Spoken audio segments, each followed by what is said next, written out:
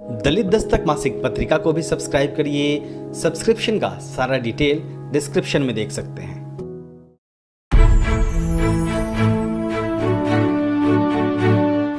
अगर आपने अभी तक दलित दस्तक चैनल को सब्सक्राइब नहीं किया है तो सब्सक्राइब करें, लाइक करें और शेयर भी करें।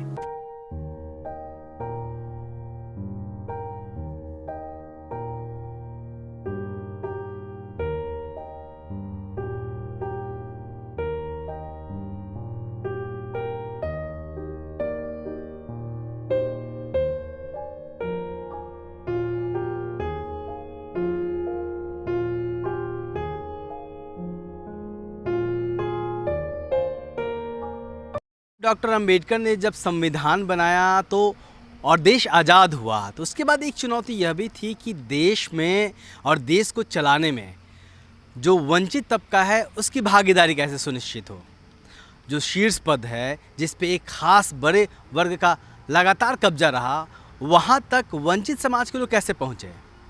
इन्हीं तमाम चीज़ों को ध्यान में रखते हुए IAS PCS की कोचिंग में SC ST बच्चों को भेजने की परंपरा शुरू हुई तकरीबन 70 के दशक के आसपास, और एक परिकल्पना की गई कि IAS PCS की कोचिंग दी जाए, जो वंचित तबका है उसके बच्चों को बेहतर सुविधाएं दी जाएं ताकि वो वहाँ से पढ़ के और IAS PCS बन सकें, अधिकारी बन सकें।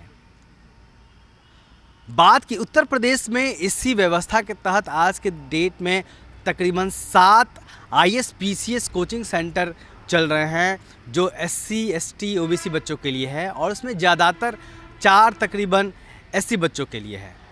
ऐसे ही एक कोचिंग सेंटर जो कि हापुड़ में है, IAS PCS coaching centre Nizampur में, हापुड़ के उत्तर प्रदेश में, जो कि दिल्ली से सटे है, वहाँ पे चल रहा है। क्या व्यवस्थाएं हैं यहाँ पे, किस तरीके से सुविधाएं मिलती हैं, इसकी हम पड़ताल करेंगे इस खबर में। और आप जो हमारे समाज के बच्चे हैं, जो वंचित वर्ग के बच्चे हैं, वो कैसे इस कोचिंग सेंटर में आके खुद सपना देख सकते हैं IAS PCS बनने का, और उनके इस सपने में क्या योगदान है ऐसे सेंटर का, उसके बारे में हम आपको बताएंगे।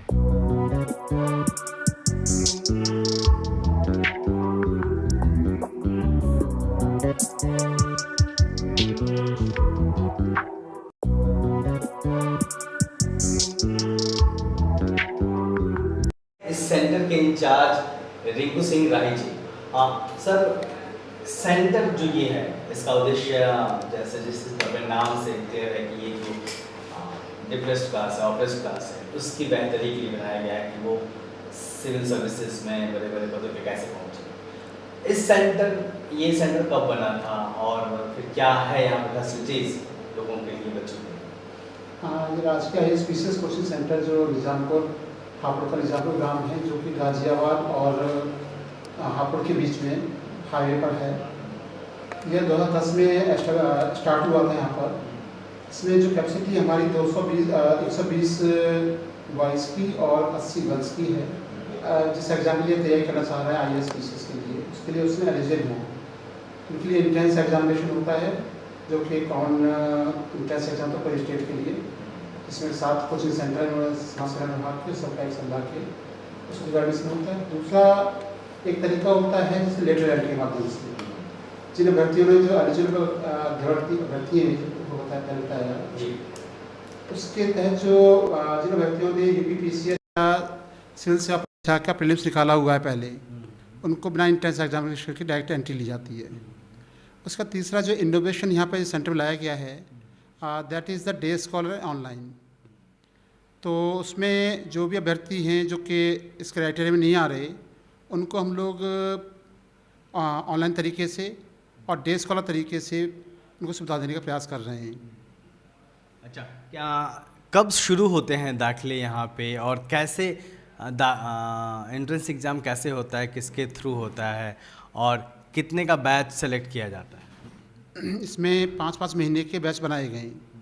पहला बैच अगस्त से दिसंबर बोला गया है, जिसे हम फाउंडेशन कोर्स बोलते हैं। दूसरा बैच जो है जनवरी से मई बोला गया है, जिसे हम एडवांस बैच बोलते हैं। एक कैंडिडेट को फाउंडेशन बैच के 2 मौके और एडवांस बैच के 3 मौके मिलते हैं। उसके साथ ही मुख्य परीक्षा के लिए और इंटरव्यू के लिए अनलिमिटेड चांस हैं। जहाँ अगस्त के लिए जो इंट्रेंस एग्ज़ाम होता है लगभग जुलाई में होता है। फॉर्म जो है जून जुलाई के आसपास निकलते हैं। हमारी वेबसाइट एक समाज कल्याण वेबसाइट है सोशल वेलफेयर up.upsdc.in, उस पर ऑनलाइन फॉर्म भरे जाते हैं। उसके बाद अभी तक जो एग्ज़ाम कराए हैं, परीक्षा नियामक अथॉरिटी है, नियामक प्राधिकरण है प्रयागराज में, उन्होंने एग्ज़ाम कराया है। तो उस परीक्षा सेंटर पे एग्ज़ाम होते हैं, जाके देना पड़ता है ऑफलाइन एग्ज़ाम? ये सेंटर पर नहीं, ये डिफरेंट ज़िलों में एग्ज़ाम होते हैं। तो चूँकि एक अच्छे काफ़ी जो ट्रांसपेरेंसी रखने का प्रयास किया गया है, तो अब तक जो भी एग्ज़ाम हुए हैं ये निदेशालय के माध्यम से होते हैं, निदेशालय समाज कल्याण के माध्यम से। तो यूपी में कई सेंटर्स पे होते हैं। और जैसे जब हापुड़ में भी जब पिछला एग्ज़ाम हुआ था तो उसके सेंटर चूँकि अभ्यर्थियों की संख्या काफ़ी ज़्यादा होती है उस समय, तो अलग अलग कॉलेज में सेंटर होते हैं। जी सर, उत्तर प्रदेश में इस तरह के कितने सेंटर चल रहे हैं और उसकी कैपेसिटी क्या है? इस समय वर्तमान जो संचालित 7 सेंटर हैं। एक लखनऊ में भागीदारी भवन है, उसके साथ ही जो ओनली बॉयज़ के लिए है। आदर्श कोचिंग सेंटर है जो गर्ल्स के लिए है। प्रयागराज में एक कोचिंग सेंटर है। अलीगढ़ आगरा वाराणसी में है। इसके साथ ही गोरखपुर में एक नया सेंटर एस्टेब्लिश हुआ है जो संचालित होने वाला है। तो अभी तो एग्ज़ाम लगभग 1100 की टोटल कैपेसिटी है इन सब एग्जाम सेंटर्स के मिला के, जिसमें हापुड़ की टोटल 200 है, 120 बॉयज़ और 80 गर्ल्स। और इसमें सुविधाओं की जो बात की थी, तो यहाँ सुविधाएं जो हैं इस समय जो मिल रही सुविधाएं, निःशुल्क भोजन व्यवस्था होती है, निःशुल्क आवासीय व्यवस्था होती है, लाइब्रेरी से लेकर पूरी कोचिंग व्यवस्था को निःशुल्क रखा गया है। इसमें भी प्रयास चल रहे हैं कि और अच्छी सुविधाएं दी जाएं सरकार की तरफ से, तो आगे भी प्रयास किए जा रहे हैं। हाँ सर, क्या हम सेंटर देख सकते हैं कि सेंटर कैसा है, यहाँ पे क्या क्या फैसिलिटीज़ है? हाँ जी सर, वेलकम। अच्छा लगेगा जिससे सबको पता पड़े, कि जिससे देख पाएँ सब लोग।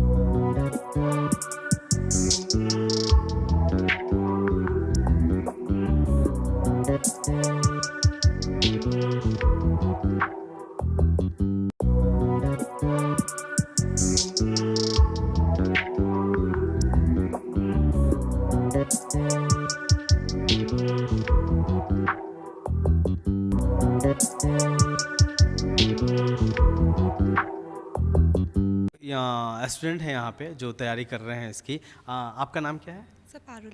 और आपका? मेरा चेतन नाम है। चेतन। तो यहाँ पे किस तरीके की फैसिलिटी मिलती है आप लोगों को, और कितना इम्पोर्टेंट सेंटर है ये, जो गरीब बच्चे हैं उनका जो सपना है IAS-PCS बनने का, उनके लिए? सर यहाँ फैकल्टीज़ मेंबर्स बहुत अच्छे हैं, बहुत सपोर्टिव हैं सभी लोग, मतलब स्टडीज़ के लिए सभी लोग अच्छा, मतलब अच्छी तरीके से माहौल है, और फैसिलिटीज़ भी हर चीज़ की, सभी चीज़ की बहुत अच्छी हैं। मैथ्स में सब चीज़ अच्छी है, मतलब सभी चीज़ों की फैसिलिटीज़। और कितने दिन से आप कर रही हैं यहाँ पे तैयारी? सर अभी 1.5-2 मंथ हुआ है। 2 मंथ। हाँ जी सर। और आप बताएं? मुझे यहाँ पे जनवरी में आया था, मैं जनवरी से तैयारी कर रहा हूँ, 6 महीने के लगभग हो गए मुझे। और यहाँ पे मतलब ऐसा माहौल है कि क्या कर सकते हो, कॉन्फिडेंस आता है, मेंटर्स हैं, मतलब कहीं भी कोचिंग में जाओगे तो रात के 12 बजे तक कोई नहीं लेके बैठेगा आपको। यहाँ पे मेंटर्स 12-1 बजे तक पढ़ते हैं। सर का फोकस रहता है कि हर समय पढ़ाई ही पढ़ाई होनी चाहिए, मैथ्स की कोई दिक्कत है नहीं, खाना अच्छा है, सब चीज़ अच्छी है। तो आप क्या और भी जो बच्चे हैं जो इस वीडियो को देख रहे हैं, है ना, उनको आप इनकरेज करोगे कि हाँ अगर वो चाहते हैं तो ऐसे सेंटर पे आना चाहिए? यहाँ से ज़्यादा मुझे तो कहीं लगता नहीं है कि यहाँ से ज़्यादा कोई बेस्ट सेंटर होगा इस तैयारी के लिए। आपका क्या सपना है, क्या बनना चाह रहे हो? मैं सर PCS की तैयारी कर रहा हूँ, फुली फोकस। ओके। और क्या उम्मीद करें हम, कब तक हम आपको PCS के रूप में देख पाएंगे? सर इस बार अगर प्री हो गया तो मेंस लिखने को फर्स्ट चांस है? फर्स्ट है, मेरा फर्स्ट अटैम्प्ट है। हाँ हाँ। ओके। और आप पारुल? सर हमारा भी फर्स्ट अटैम्प्ट है। और आपको क्या बनना है? सर हमें भी PCS पर ही फोकस है टोटली। अच्छा, यस सर। चलिए, all the best. Thank you sir.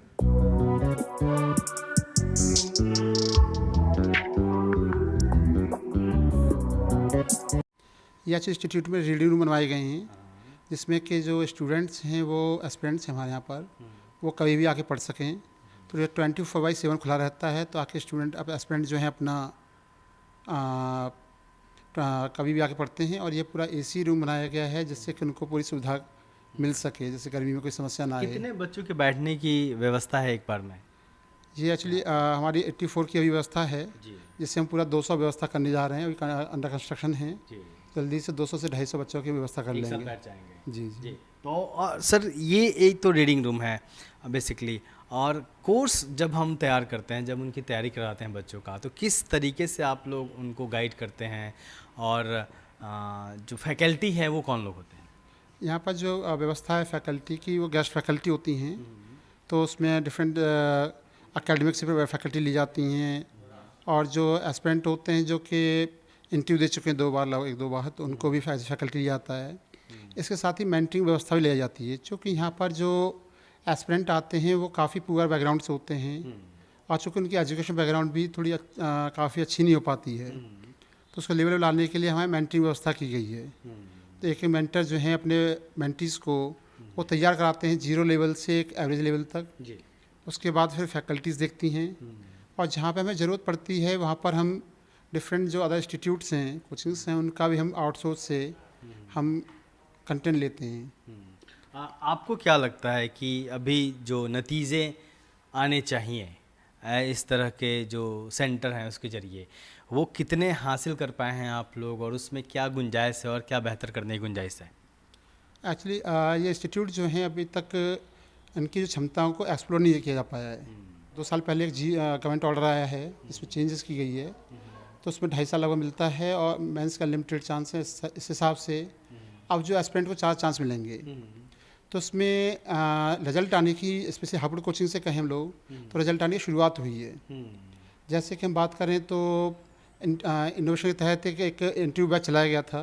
तो इंटरव्यू बैच के तहत हम लोगों ने IAS और PCS दोनों एग्ज़ाम में लगभग हम 300 से ज़्यादा सिलेक्शन पिछले 2 साल में पाए हैं। बस जो इस सेंटर पे? जी जी, इस सेंटर पाए हमने 300 से अधिक 2 साल में ही। अब उसी जो रिजल्ट है हमारा, उसको मेंस पर और प्रीलिम्स पर, और ऐसे जो एस्पिरेंट आ रहे हैं जिनको ABCD न पता हो तैयारी के बारे में, उनको भी सिलेक्शन तक ले जाने के लिए। इसके साथ ही हमारी चुनौती ये होती है कि हम कितने न्यूनतम समय में एक कैंडिडेट को सिलेक्शन दिला सकें। तो इसके लिए काफ़ी काम किए जाने की आवश्यकता है। और इसमें थोड़ा कहना चाहूँगा, अभी माननीय मंत्री जी हैं समाज कल्याण विभाग के, तो उन्होंने बुलाया था हम लोगों को, योजना अधिकारी सर हैं श्री जयराम सर, असीम अरुण जी, सर माननीय मंत्री जी हैं, ऑनरेबल मिनिस्टर, तो उन्होंने बुलाया था योजना अधिकारी वहाँ पर श्री जयराम सर हैं। तो उन्होंने काफ़ी पॉजिटिव आउटलुक दिखाया है, और कहा है कि चीज़ों को कि कैसे हम इन इंस्टीट्यूट को एक अच्छे लेवल पर ले जा सकें। तो यकीनन जब तक कि एक बच्चा जो गांव से रॉ मटेरियल्स, एकदम बच्चा जो है स्टूडेंट जो आता है गांव से आएगा, जब तक उसको 1 साल के अंदर सिलेक्शन नहीं दिला पा सकते, तब तक मानेंगे कि लक्ष्य हमारा अधूरा है। क्योंकि जो गरीब बैकग्राउंड से एस्पिरेंट आता है, उसके साथ समस्या ये होती है, जो गरीब बैकग्राउंड से एस्पिरेंट आता है उसकी समस्या ये होती है, जैसे ही लंबा टाइम होता है वो टूटना शुरू कर देता है। तो इसके लिए हमारी सबसे चुनौती ये है कि उसको 1 साल के अंदर ही, जब मैक्सिमम 1-1.5 साल के अंदर ही, 2 साल के अंदर ही उसको सिलेक्शन बना के, जो सपना देखा गया इसको इंस्टीट्यूट के लिए कि जैसे मिलिट्री अकाडमी होता अंतिम पग, तो सब एस्पिरेंट से जो हम कोशिश कर रहे हैं कि एक ऐसा माहौल बने कि जो इंस्टीट्यूट में आए वो एक यहाँ से ट्रेनिंग अकाडमी में जाए। एक तो जो क्लासेस होती हैं, चूँकि हमसे ऑनलाइन कैंडिडेट जुड़े हुए हैं काफ़ी सारे, तो उनके लिए क्लासेस होती हैं, हम उसको ऑनलाइन भी लाइव करते हैं। जी। कितने घंटे की पढ़ाई होती है, या फिर उनको छोड़ दिया जाता है बच्चों को खुद से स्टडी करने के लिए? अच्छा, इसको एक पूरा शेड्यूल बनाया जाता है। तो जैसे स्टार्टिंग में जो कैंडिडेट आते हैं तो उनकी क्लासेस ज़्यादा रखी जाती है, जिससे तैयार हो सकें। जैसे जैसे वो तैयार होना शुरू हो जाते हैं, जैसे लेवल पाना शुरू कर देते हैं, तो उनके हिसाब से तैयारी शुरू करा दी जाती है। और इसके साथ ही इसके अलावा उनके फिर आगे जाकर स्टार्टिंग क्लासेस ज़्यादा जोर रहता है हमारा, उसका मेंटरिंग पर ज़्यादा जोर रहता है, फिर टेस्ट सीरीज़ और ये सब सुविधाओं पर जोर रहता है, जिससे कि उनके अंदर एक कैपेसिटी बिल्डिंग बन सके। तो अभी फिर जून जुलाई तो चल ही रहा है, तो अभी फिर एडमिशन का दौर शुरू होगा, फिर नए बच्चे आएंगे यहाँ पे। तो जो नए बच्चे आने वाले हैं, या फिर जो चाहते हैं कि गवर्नमेंट इंस्टीट्यूट में इस तरीके से आएँ, जिनके पास फैसिलिटीज़ नहीं है, उनसे आप क्या अपील करना चाहेंगे? हाँ, पहले तो इस समय चूँकि अभी हमारे सामने जो आने वाला है, अभी मान के चल रहे हैं, अभी हमारे यहाँ से UP-PCS का 2021 का मुख्य परीक्षा रिजल्ट आने वाला है। लगभग 25 कैंडिडेट ने यहाँ से एग्जाम दिया था। अच्छा। उनकी इंटरव्यू बैच आएगा। अच्छा, 25 ने मेंस लिखा है PCS का।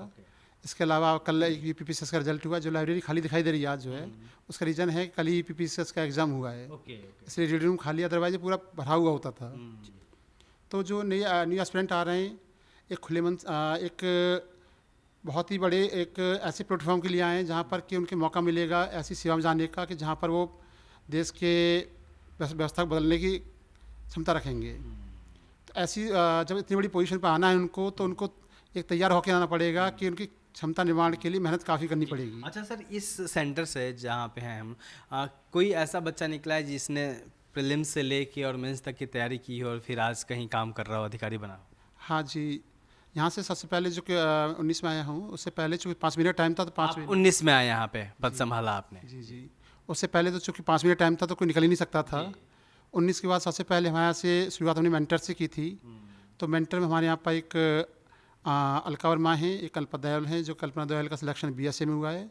अलका वर्मा का सिलेक्शन हमारा जो है असिस्टेंट कमिश्नर इंडस्ट्री में हुआ है। इसके बाद एक स्टूडेंट के नाम पे बात कर रहे हैं तो शालिनी रंजन, जो कि आज का जिला अल्पसंख्यक कल्याण अधिकारी हैं कासगंज में। तो वो उनका एक हमारे लिए एक अचीवमेंट माना जाता है। उन्होंने अपनी PG की 19 में ही, उसी से PG करने के बाद CC की कोचिंग में आते हैं। जी। कोचिंग में आने के बाद ही उन्होंने यहीं पर तैयारी की, रिलायबल यहीं पर रहे, पूरे डिपेंडेंसी यहीं रही, और उसी के बल पर 1 साल में लगा अगले ही जो एग्ज़ाम था उसमें सिलेक्शन पा लिया है। और ये एक हमारे पास एक लैंडमार्क है।